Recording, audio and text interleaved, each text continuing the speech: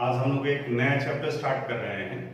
Inorganic का ये chapter है और चैप्टर्स का नाम आपको दिख रहा है द एस ब्लॉक एलिमेंट। थोड़ा सा पीरियोडिक टेबल के बारे में आते हैं। क्लासिफिकेशन ऑफ एलिमेंट हम लोग ऑलरेडी पढ़ चुके हैं।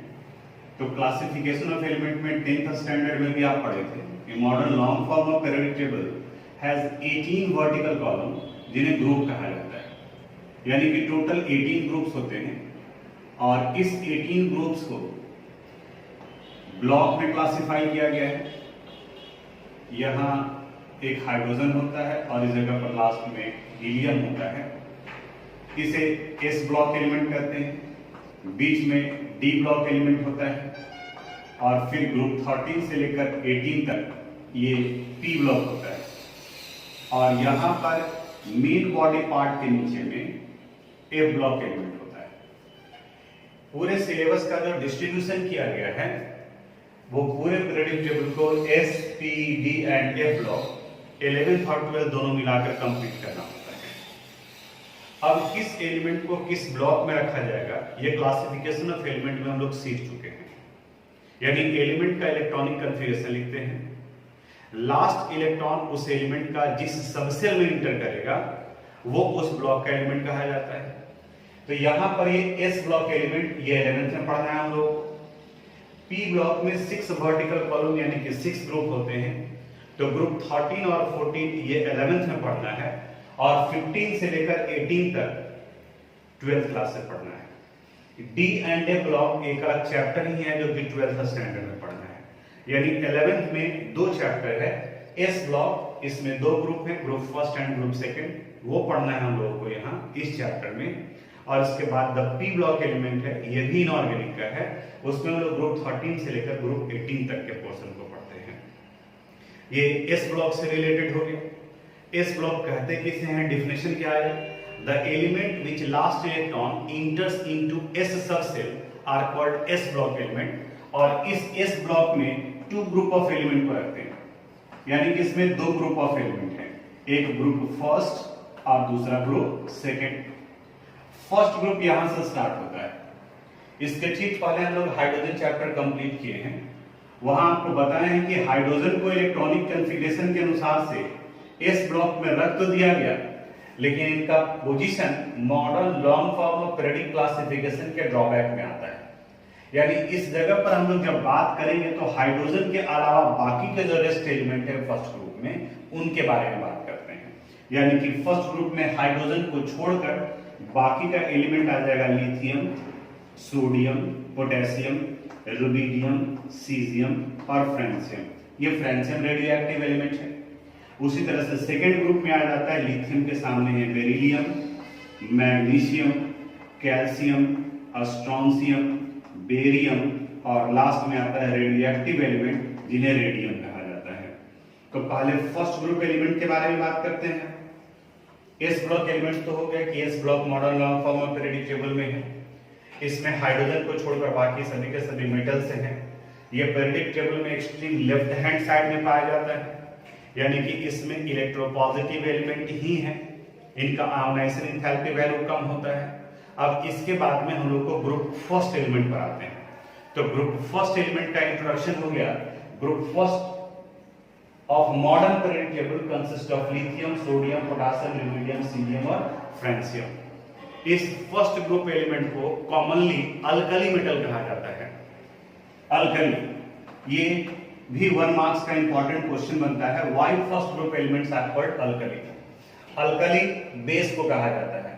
तो ये फर्स्ट ग्रुप के एलिमेंट वाटर के साथ रिएक्ट कर अल्कली का फॉर्मेशन करते हैं। जैसे अगर कॉमन सोडियम को हम ले लें तो सोडियम वाटर के साथ रिएक्ट कर सोडियम हाइड्रोक्साइड यानी कि अल्कली बेस का फॉर्मेशन करता है और साथ में हाइड्रोजन गैस लिबरेट करता है।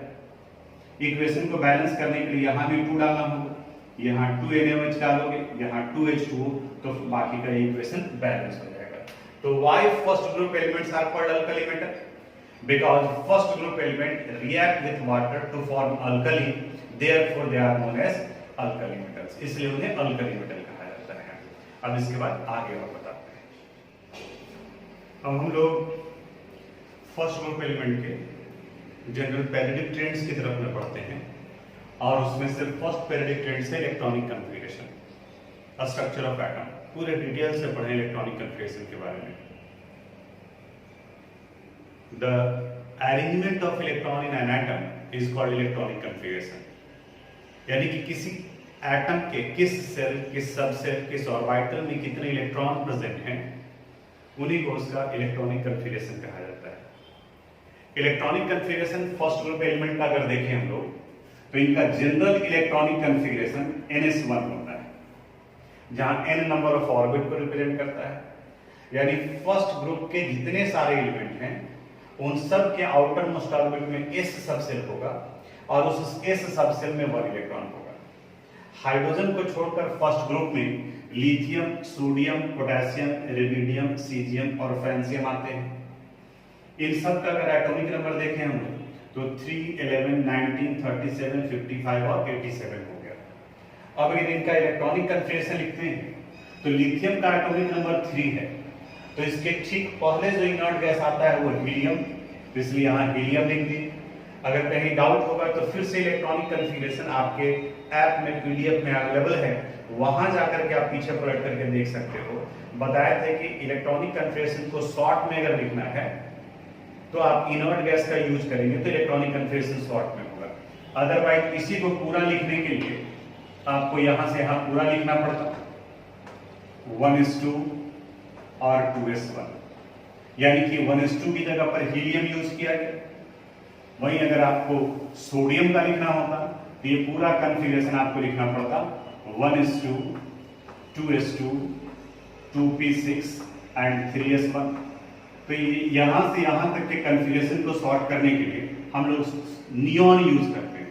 तो हीलियम, नियॉन, आर्गन, क्रिप्टन, जेनन और रेडन। अगर एटॉमिक नंबर देखो तो हीलियम का 2 होता है, नियॉन का 10, आर्गन का 18, क्रिप्टन का 36, जेनन का 54 और रेडॉन का 86। तो सिर्फ एक एक इलेक्ट्रॉन बाकी बचा हुआ है, तो यहाँ 2s में, यहाँ 3s में, यहाँ 4s, 5s1, 6s1 और 7s1 हो गया। तो ये इनके इलेक्ट्रॉनिक कन्फिगरेशन से है।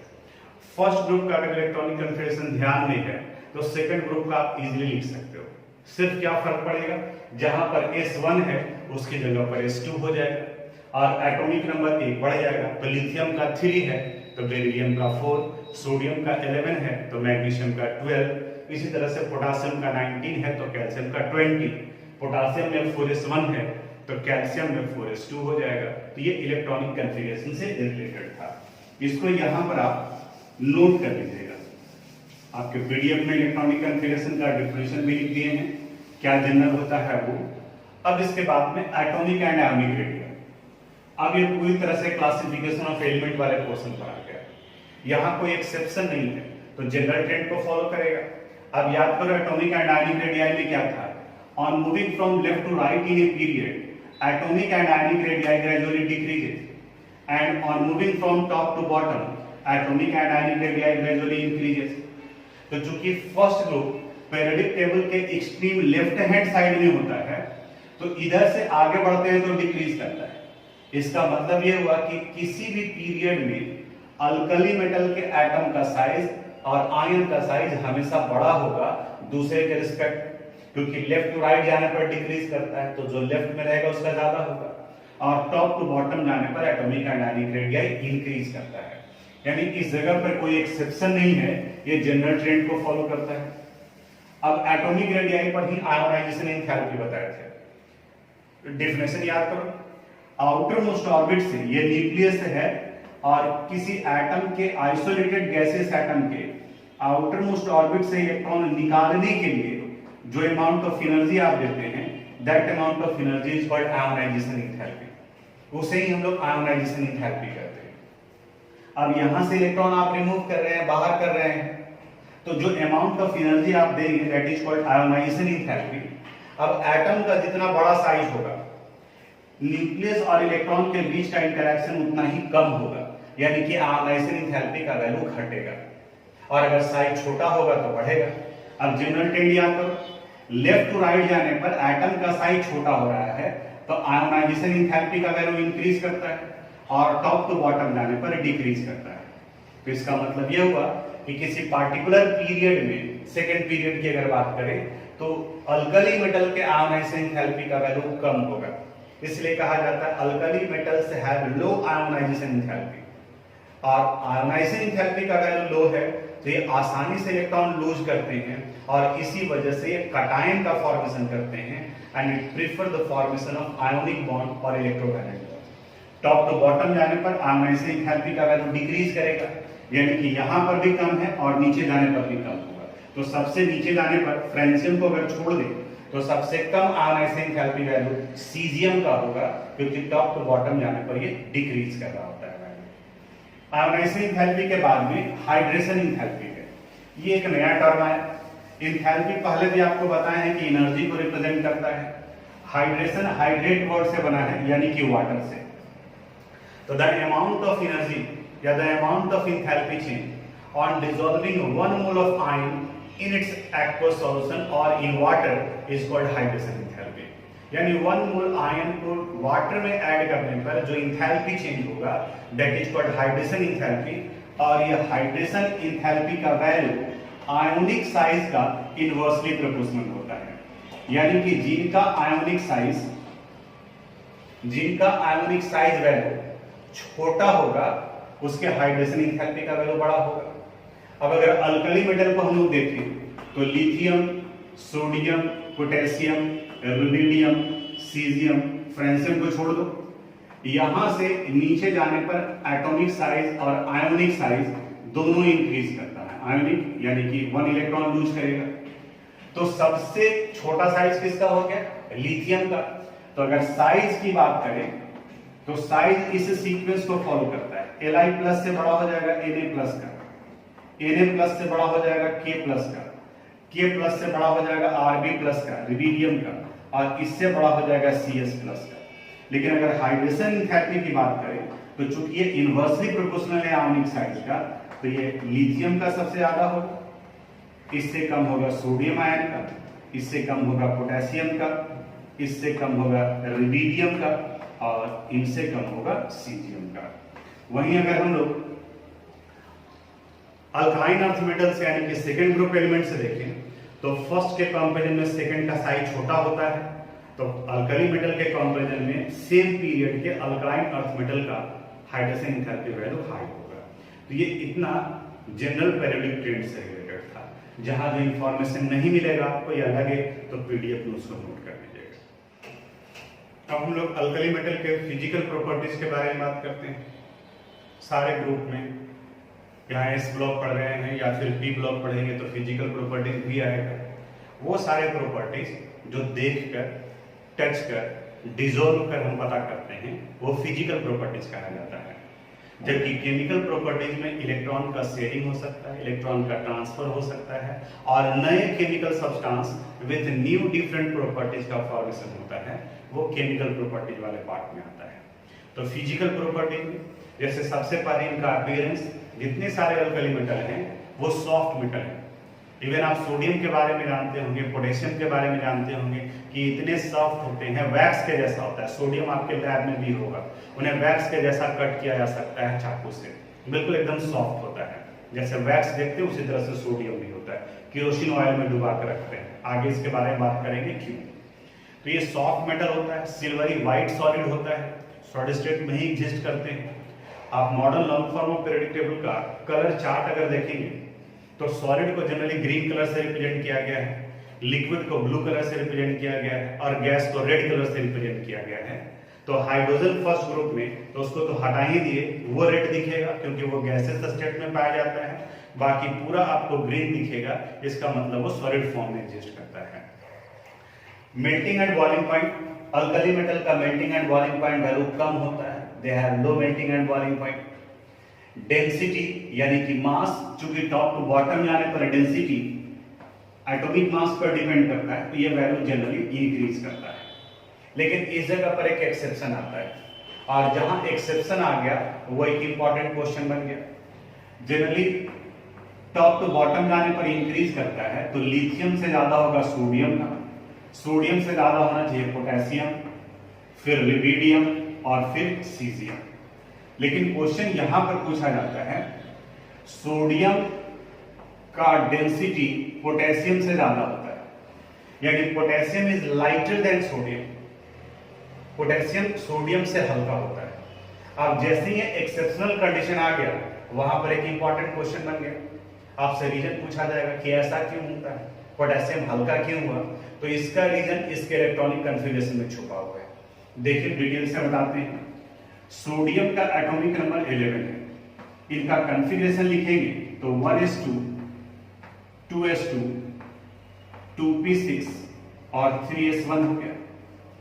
पोटेशियम का एटॉमिक नंबर 19 होता है, कन्फिगरेशन लिखेंगे तो 1s2 2s2 2p6 3s2 3p6 and 4s1।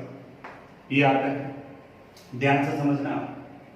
अब थोड़ा सा और पीछे जाते हैं। फर्स्ट सेल में सिर्फ एक ही सबसेल होता है S, सेकेंड सेल में आता है S और P, जबकि थर्ड सेल में होते हैं S, P एंड D। ये SPD सबसेल होता है फर्स्ट में, ये थर्ड वाले में। अब यहां देखो, फर्स्ट पूरी तरह से भरा हुआ है, सेकंड भी कंप्लीटली फिल्ड हो गया और थर्ड में 1 इलेक्ट्रॉन गया है। लेकिन यहां पर इलेक्ट्रॉन सिर्फ 3s और 3p में गया है, यानी कि थर्ड ऑर्बिट के s और p सबसेल में गया है, जबकि थर्ड ऑर्बिट में एक d सबसेल भी बाकी बचा हुआ है और ये d सबसेल वैकेंट हो गया। क्योंकि आप इलेक्ट्रॉनिक कन्फिगरेशन देखोगे तो 4s को फिल करने के बाद में फिर 3d में जाता है, अबव प्रिंसिपल के अनुसार से, क्योंकि 3d का एनर्जी ज्यादा होता है 4s के कंपैरिजन में। लेकिन ये 3d है तो थर्ड ऑर्बिट का है और लास्ट इलेक्ट्रॉन कहां इंटर कर रहा है, फोर्थ ऑर्बिट में। यानी पोटेशियम के केस में इसका थर्ड ऑर्बिट का d सबसेल यानी कि 3d खाली रह गया, वैकेंट रह गया और इलेक्ट्रॉन चला गया फोर्थ में। तो जब फोर्थ में चला गया तो साइज तो बड़ा हो गया और अंदर में वैकेंसी रह गया, खाली रह गया इस 3d की वजह से। यही रीजन है कि पोटेशियम का डेंसिटी कम होता है इन कंपेरिजन टू सोडियम। अगर स्टेटमेंट्स में आंसर देना है आपको, ये तो समझाने वाली बात हो गई, तो सिंपल आप यही लिखोगे, due to the presence of vacant 3d orbitals in potassium, the potassium is lighter than sodium, the density of potassium is less than that of sodium. Sodium के कंपैरिजन में पोटेशियम का कम होता है। क्यों 3d खाली रह गया? क्योंकि 3d का एनर्जी ज्यादा होता है 4s से, तो अबव प्रिंसिपल के अनुसार से पहले जो जिनका एनर्जी कम है उसमें इलेक्ट्रॉन फिल करेगा, उसके बाद वो हायर वाले में जाएगा। तो इसलिए यहाँ ये वैकेंट रह गया इस जगह पर। तो ये इंपॉर्टेंट इसके फिजिकल प्रॉपर्टीज से रिलेटेड था, जिसको यहाँ बता दिए। अब आगे बढ़ेंगे हम लोग इसके केमिकल प्रॉपर्टीज के बारे में। अब हम लोग अल्कली मेटल के कुछ केमिकल प्रॉपर्टीज के बारे में बात करते हैं।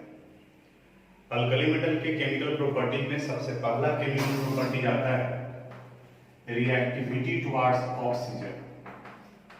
रिएक्टिविटी टुवर्ड्स ऑक्सीजन, एयर नहीं कहते हैं। एयर कहने का मतलब ऑक्सीजन और नाइट्रोजन दोनों होता है, लेकिन ट्रिपल कोवेलेंट बॉन्ड की वजह से नाइट्रोजन का रिएक्टिविटी कम होता है। तो इसलिए केमिकल सब्सटेंस जो रिएक्ट करते हैं एयर का पार्ट, वो ऑक्सीजन होता है। अल्कली मेटल को अगर हम लोग M से रिप्रेजेंट करें तो अल्कली मेटल ऑक्सीजन के साथ रिएक्ट कर नॉर्मल ऑक्साइड का फॉर्मेशन करता है, M2O का फॉर्मेशन करता है। इक्वेशन को अगर बैलेंस करना चाहें हम लोग तो इस जगह पर हमें 4M लेना होगा, यहाँ 2M2, तो ये फॉर्मेशन करेगा। अब इस M की जगह पर अगर आप लिथियम को ले लो तो 4Li plus O2 it give 2Li2। अगर M की जगह पर आप सोडियम को रखते हैं तो 4Na plus O2 it give 2Na2। ये नॉर्मल ऑक्साइड का फॉर्मेशन किया। इस नॉर्मल ऑक्साइड के अलावा दो और ऑक्साइड बनते हैं जिन्हें परऑक्साइड और सुपर ऑक्साइड कहा जाता है। तो लिथियम परऑक्साइड का फॉर्मेशन नहीं करता है, सोडियम परऑक्साइड का फॉर्मेशन करता है और परऑक्साइड का फार्मूला होता है Na2O2।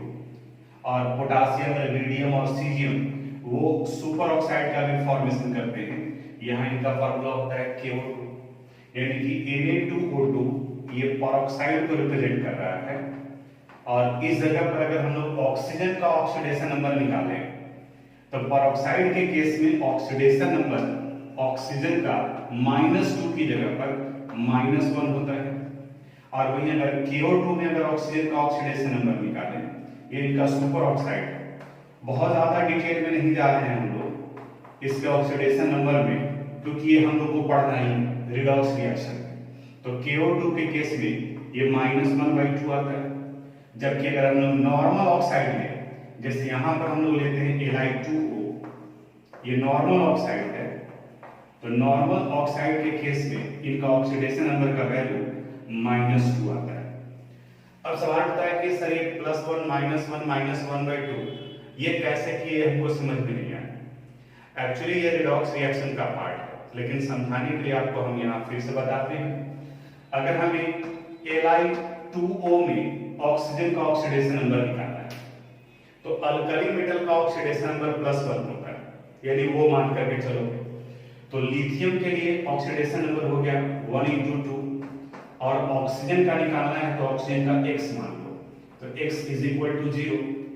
अब यहाँ पर ये वैल्यू हो गया 2 + x = 0, therefore x would be equal to -2। तो देखो Li2O में ऑक्सीजन का ऑक्सीडेशन नंबर कितना है, -2।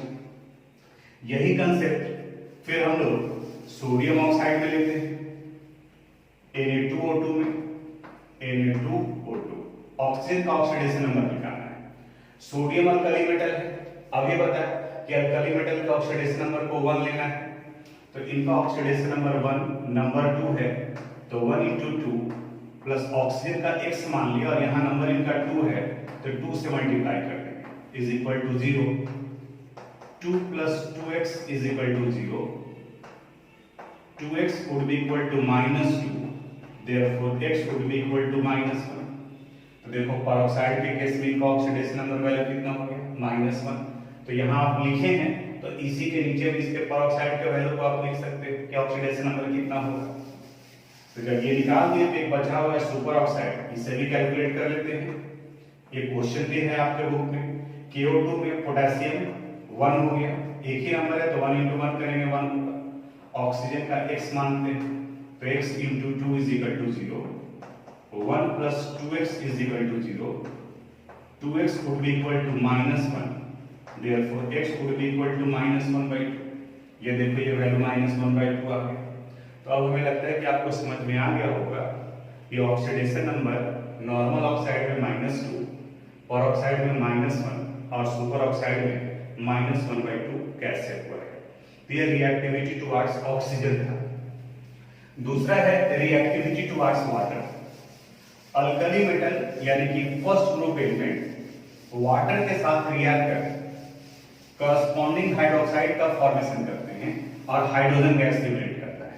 यानी कि सेकंड वाले केमिकल प्रॉपर्टीज में ऑक्सीजन की जगह पर यहां वाटर लिखा हुआ हो। अल्कली मेटल को हम लोग M से रिप्रेजेंट करते हैं, तो ये वाटर के साथ रिएक्ट कर फॉर्मेशन करेगा मेटल हाइड्रोक्साइड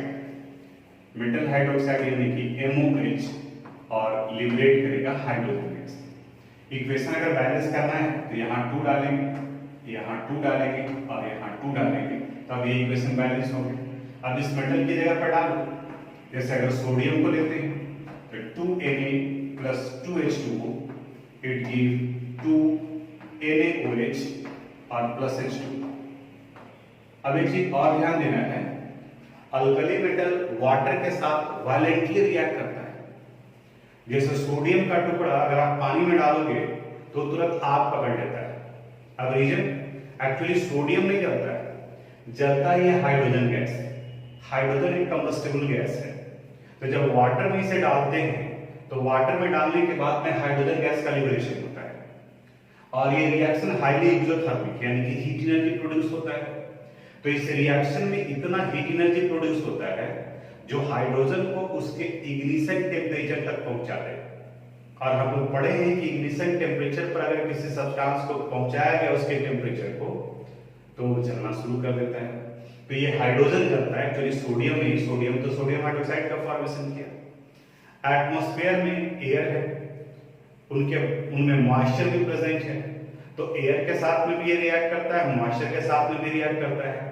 तो इस रिएक्शन से बचाने के लिए सोडियम को केरोसिन ऑयल में डिप करके रखा जाता है यानी कि आप लैब में जाएंगे तो वहां पर आपको सोडियम केरोसिन ऑयल के अंदर में मिलेगा, तो उसको केरोसिन ऑयल से बाहर निकालते हैं, फिल्टर पेपर पर रख करके उसको ड्राई करते हैं, फिर आगे का एक्सपेरिमेंट प्रोसीड करते हैं। तो ये दो केमिकल प्रॉपर्टी हम लोग पढ़े, इन दोनों का केमिकल इक्वेशन आप नोट कर लीजिए। नेक्स्ट केमिकल प्रॉपर्टी है अल्कली मेटल का रिएक्टिविटी टुवर्ड्स हाइड्रोजन, यानी हाइड्रोजन के साथ रिएक्ट करिए क्या फॉर्म करेगा। याद करो इसके ठीक पहले का चैप्टर हम लोग पढ़े थे हाइड्रोजन, और वहां पढ़े थे कि the binary compound of hydrogen with other elements are called hydrides. तो यानी कि अल्कली मेटल हाइड्रोजन के साथ रिएक्ट कर आयनिक हाइड्राइड का फॉर्मेशन करेंगे, और अल्कली मेटल चूंकि एस ब्लॉक से बिलोंग करता है और हाइड्रोजन एस ब्लॉक के साथ आयनिक हाइड्राइड का फॉर्मेशन करता है, तो इसलिए आप ये भी कह सकते हो कि alkali metal react with hydrogen to form corresponding ionic hydride. अगर अल्कली मेटल को हम लोग M से रिप्रेजेंट करें तो ये हाइड्रोजन के साथ रिएक्ट कर ये फॉर्मेशन करेगा MH का। इक्वेशन बैलेंस करने के लिए यहाँ 2 लगाओगे, यहाँ 2, चूंकि अल्कली मेटल मोनोवैलेंट है तो फॉर्मूला लिखने के लिए आपको पता होगा कि दोनों का वैलेंसी एक्सचेंज होता है, इसलिए यहाँ पर M लिखा गया। अब अगर मेटल की जगह पर आप सोडियम लेते हो तो 2Na प्लस H2 ये रिएक्शन में आ जाएगा 2NH, यानी कि सोडियम हाइड्राइड। उसी तरह से नेक्स्ट केमिकल प्रॉपर्टीज में आता है रिएक्टिविटी टुवर्ड्स हैलोजन।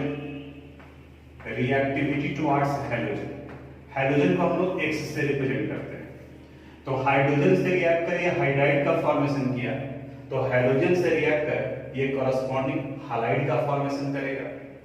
तो फिर अल्कली मेटल को अगर हम लोग M से रिप्रेजेंट करें और हैलोजन को X से रिप्रेजेंट करें तो हैलोजन के साथ ये रिएक्ट कर मेटल हालाइड का फॉर्मेशन करता है, यानी कि बैलेंस करने के लिए यहाँ 2 लगाना होगा।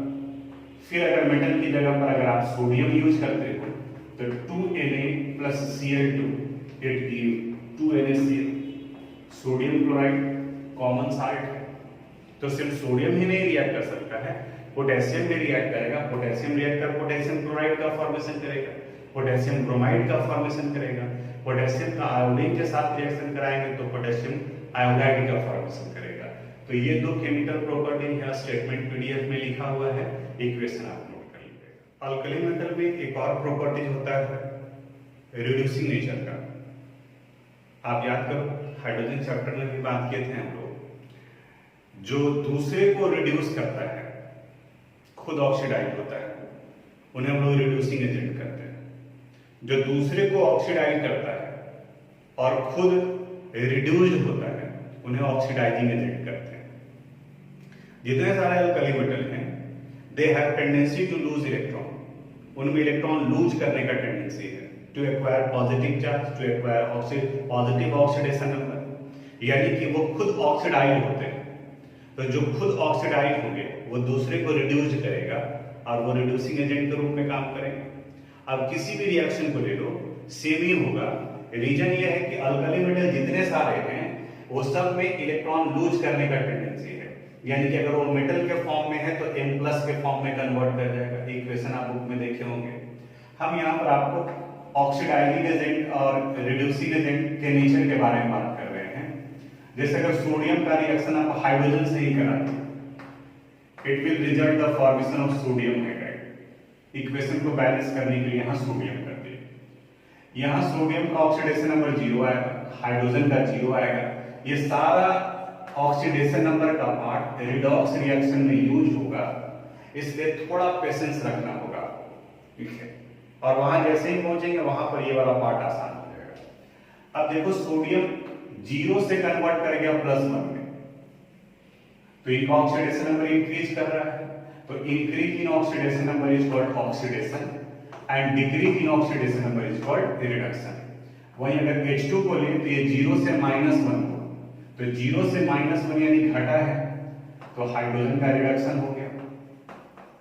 अब अभी बताएं कि जिस केमिकल सब्सटेंस का ऑक्सीडेशन होता है वो दूसरे को रिड्यूस करता है, यानी कि यहाँ सोडियम रिड्यूसिंग एजेंट के रूप में काम कर रहा है और हाइड्रोजन का रिडक्शन हो रहा है, इसका मतलब हाइड्रोजन ऑक्सीडाइजिंग एजेंट के रूप में काम कर रहा है। तो यहाँ ये रिड्यूसिंग एजेंट हो गया और यहाँ पर ये ऑक्सीडाइजिंग एजेंट हो गया। ये सोडियम को एक एग्जाम्पल के फॉर्म में लिया। इसके बाद का एक केमिकल प्रॉपर्टी है रिएक्टिविटी टुवर्ड्स अमोनिया। अमोनिया यानी कि NH3 अमोनिया के साथ हाइड्रोजन रिएक्ट कर कॉम्प्लेक्स कंपाउंड का फॉर्मेशन करता है, और इस कॉम्प्लेक्स कंपाउंड का फार्मूला आप देखोगे तो स्क्वायर ब्रैकेट के अंदर में है, वो नहीं समझ में आने वाला है, क्योंकि उसमें 2-3 टर्म जुड़ा हुआ है, ligand, coordination number, secondary valency, primary valency, ये सारा टर्म, और ये आपका क्लियर होता है 12th क्लास में, एक चैप्टर ही है कोऑर्डिनेशन कंपाउंड उस जगह पर। तो सिर्फ आप रिएक्शन याद रखिए, ध्यान रखिए कि हाँ ये रिएक्टर किसका फॉर्मेशन करता है। ये इतने थे इनके केमिकल प्रॉपर्टीज से रिलेटेड, हाइड्रोजन का अल्कली मेटल के केमिकल प्रॉपर्टीज को। अगर इनके केमिकल प्रॉपर्टीज को हम लोग समराइज फॉर्म में लिखना शुरू करें, यानी कि याद करने का तरीका है, तो इस तरीके से आप लिख सकते हैं इसको। कोई भी एक अल्कली मेटल लीजिए, सपोज मान लीजिए यहाँ पर हम अल्कली मेटल के फॉर्म में सोडियम को लिखेंगे। अब याद करो, सोडियम का जब ऑक्सीजन के साथ रिएक्शन कराते हैं तो ये सोडियम ऑक्साइड का फॉर्मेशन करेगा, Na2O का फॉर्मेशन करता है। अगर इनका रिएक्शन वाटर के साथ कराते हैं तो ये सोडियम हाइड्रोक्साइड का फॉर्मेशन करेगा और साथ में हाइड्रोजन गैस लिबरेट करता है। इक्वेशन बैलेंस नहीं कर रहे हैं। अगर इनका रिएक्शन हाइड्रोजन के साथ कराते हैं तो ये कॉरस्पॉन्डिंग हाइड्राइड का फॉर्मेशन करता है। अगर इनका रिएक्शन हम लोग हैलोजन के साथ कराते हैं तो ये कॉरस्पॉन्डिंग हालाइड का फॉर्मेशन करता है, यानी कि Na होगा। अगर इनका रिएक्शन किसी और दूसरे एलिमेंट के साथ में कराते हो जहां पर ये ऑक्सीडाइजिंग एजेंट, रिड्यूसिंग एजेंट के रूप में काम करते हैं, वो इक्वेशन भी यहां पर लिख सकते हैं। इनका ये रिड्यूसिंग नेचर भी रिप्रेजेंट करता है। जैसे अगर हाइड्रोजन के साथ में करा दिए, अभी लिखे हैं, तो ये सोडियम हाइड्राइड का फॉर्मेशन करता है, जहां इनका +1 हो गया और इनका -1 हो गया। तो अगर रिएक्शन पढ़ा हुआ है और इस तरीके से आप नोट करते हो तो याद करना आपके लिए आसान हो जाएगा, यानी कि वैसे कंडीशंस में आपको रिएक्शन आसानी से याद होगा। तो ये केमिकल प्रॉपर्टीज से रिलेटेड था अल्कली मेटल। अब हम लोग बात करते हैं एनोमेलस प्रॉपर्टीज का। एनोमेलस का क्या मतलब निकलता है? जो एनोमेलस का मतलब निकलता है अपने बाकी के मेंबर से प्रॉपर्टीज का डिफर होना। फर्स्ट ग्रुप एलिमेंट में लिथियम, सोडियम, पोटासियम, लिबिडियम, सीजियम और फ्रांसियम है। उसी तरह से किसी भी ग्रुप को देखोगे तो फर्स्ट मेंबर का प्रॉपर्टीज उसके बाकी के रेस्ट मेंबर के प्रॉपर्टीज से डिफर करता है, और उस डिफरेंट प्रॉपर्टीज को ही एनोमेलस प्रॉपर्टीज कहा जाता है। अब ये एनोमेलस प्रॉपर्टी यानी कि डिफरेंट प्रॉपर्टी एराइज कैसे होता है, क्यों होता है? तो हम लोग पढ़े कि टॉप टू बॉटम जाने पर एटम का साइज इंक्रीज करता है, यानी कि फर्स्ट ग्रुप के एलिमेंट जो है, फर्स्ट मेंबर जो है किसी भी ग्रुप के एलिमेंट के, किसी भी ग्रुप में हो, उनका फर्स्ट मेंबर का साइज सबसे छोटा होगा, क्योंकि टॉप टू बॉटम जाने पर डिक्रीज करता है, तो इनका साइज छोटा हो गया। जब साइज छोटा है तो इनके आयोनाइजेशन एंथैल्पी का वैल्यू ज्यादा होगा, यानी कि वहां से इलेक्ट्रॉन आसानी से रिलीज नहीं करेगा, वो नहीं निकलेगा, तो कोवेलेंट कैरेक्टर को मोस्ट प्रोबेबली ज्यादा शो करता है। फिर इनका अगर इलेक्ट्रॉनिक कन्फिगरेशन देखेंगे तो इनके इलेक्ट्रॉनिक कन्फिगरेशन सेकंड सेल में ही जाता है। जैसे लिथियम का अगर देखें तो लिथियम का एटॉमिक नंबर 3 है, तो कन्फिगरेशन लिखेंगे तो 2-1, सेकंड ऑर्बिट में इलेक्ट्रॉन जा रहा है, और सेकंड ऑर्बिट में डी सबसेल नहीं होता है। तो due to the absence of vacant d orbital, थोड़ा सा याद करो, अगर केमिकल बॉन्डिंग याद होगा तो जहां वैकेंट डी ऑर्बिटल था वहां पर हाइब्रिडाइजेशन एक्सटेंड कर रहा था, और जहां डी ऑर्बिटल होंगे ही नहीं वहां वो हाइब्रिडाइजेशन एक्सटेंड नहीं करेगा। जैसे ऑक्सीजन एक्सटेंड नहीं कर रहा था, जबकि सल्फर जो है वो SF6 का भी फॉर्मेशन किया था, sp3d2 हाइब्रिडाइजेशन भी आया था। तो due to the presence of, due to very small size, due to very high ionizing enthalpy and absence of vacant d orbital, some of the properties of first member of each group differ from the properties of rest of the member, and such different properties are called anomalous property. अब कौन कौन सा कुछ properties है उसके बारे में discuss करते हैं। बुक में भी आप रीडिंग डालोगे, एक दो इंपॉर्टेंट प्रॉपर्टीज बताते हैं। जैसे फर्स्ट ग्रुप के एलिमेंट जितने साल्ट का फॉर्मेशन करते हैं वो सभी के सभी अनहाइड्रस होते हैं। जैसे सोडियम क्लोराइड लिखते हैं हम लोग तो NaCl लिखते हैं, लेकिन लिथियम क्लोराइड का अगर फॉर्मूला लिखेंगे तो LiCl 2H2O लिखा जाता है, यानी कि यह हाइड्रेटेड साल्ट का फॉर्मेशन करता है। ये डिफरेंट हो गया। जितने सारे अल्कली मेटल हैं वो सब के सब सॉफ्ट मेटल हैं, जबकि लिथियम उन सब के कंपैरिजन में हार्ड हो गया। ये प्रॉपर्टी इनका डिफर कर गया। सभी के सभी आसानी से इलेक्ट्रॉन लूज करते हैं, यानी कि वो स्ट्रॉन्गेस्ट रिड्यूसिंग एजेंट हो गए क्योंकि खुद ऑक्सीडाइज करता है। जबकि लिथियम के केस में इनका आयोनाइजेशन एंथैल्पी का वैल्यू ज्यादा है, तो ये लिस्ट रिएक्टिव हो गया। तो इस तरह से कुछ एक प्रॉपर्टीज हैं जो लिथियम का बाकी के मेंबर से डिफर करता है। अल्कली मेटल के केस में देखें कि परऑक्साइड और सुपर ऑक्साइड का फॉर्मेशन होता है, लेकिन लिथियम सुपर ऑक्साइड का फॉर्मेशन नहीं करता है, तो ये भी इनका प्रॉपर्टीज डिफर कर गया। अब एक और आता है डायगोनल रिलेशनशिप। जैसे फर्स्ट ग्रुप में lithium, sodium, potassium, iridium, caesium और फ्रांसियम आ गया। वही सेकेंड ग्रुप में beryllium, magnesium, calcium, strontium, barium और रेडियम आता है। लिथियम का प्रॉपर्टी अपने बाकी के मेंबर के प्रॉपर्टी से डिफर करता है, लेकिन इसी लिथियम का प्रॉपर्टी मैग्नीशियम के प्रॉपर्टी से मैच भी करता है। अब ये मैच क्यों करता है, आप थोड़ा ध्यान से समझना। लेफ्ट टू राइट जाने पर एटम का साइज डिक्रीज कर रहा है, यानी कि लिथियम से बेरिलियम का साइज छोटा होगा, लेकिन टॉप टू बॉटम जाने पर इंक्रीज करता है, यानी कि बेरिलियम से साइज किसका बड़ा हो गया, मैग्नीशियम का। अब अगर इसको देखें तो बेरिलियम से साइज बड़ा है लिथियम का भी, और बेरिलियम से साइज बड़ा है मैग्नीशियम का भी। और अगर इन दोनों को कंपेयर किया जाए तो लिथियम और मैग्नीशियम के केस में दोनों का एटॉमिक साइज और आयोनिक साइज ऑलमोस्ट आइडेंटिकल हो जाता है। And due to these identical atomic and ionic size, not all properties, some of the properties of lithium resembles with the properties of magnesium. और इनके position के अनुसार से ये देखो दूसरे ग्रुप का है, डायगोनली एक दूसरे के साथ में मैच कर रहा है, इसलिए इस रिलेशन को डायगोनल रिलेशनशिप कहा जाता है। और इस डायगोनल रिलेशनशिप की वजह से कुछ एक प्रॉपर्टी मैच भी करता है। जैसे बोथ लिथियम और मैग्नीशियम ये कंपैरेटिवली हार्ड होते हैं बाकी दूसरे मेंबर के कंपैरिजन में। लिथियम और मैग्नीशियम ये दोनों हाइड्रेटेड साल्ट का फॉर्मेशन करते हैं, यानी कि मैग्नीशियम के साल्ट के साथ भी H2O लगाते हैं। ये प्रॉपर्टीज दोनों का कॉमन हो गया। लिथियम और मैग्नीशियम ये दोनों नॉर्मली लिथियम और मैग्नीशियम सुपर ऑक्साइड का फॉर्मेशन नहीं करते हैं, और जनरली ये लेस रिएक्टिव बिहेवियर शो करते हैं due to formation of protective oxide layer, यानी कि इनके सरफेस पर जो ऑक्सीजन का लेयर बना हुआ होता है वो बाकी के इनके रिएक्टिविटी को रिड्यूस कर देता है, रिएक्ट नहीं करने देता है। तो ये अल्कली मेटल के कुछ फिजिकल प्रॉपर्टीज, कुछ केमिकल प्रॉपर्टीज से रिलेटेड था जो डिस्कस किए यहाँ हम लोग। अब इस फर्स्ट ग्रुप में एक पार्ट और बाकी रह गया है, some important compounds of sodium. तो some important compounds of sodium अब अगले क्लास में स्टार्ट करेंगे। आप लोग भी थोड़ा सा रीडिंग डाल करके रखोगे कि सोडियम के कौन कौन से कंपाउंड हैं, उनके बारे में अब अगले क्लास में बताएंगे। तो आज यहीं तक।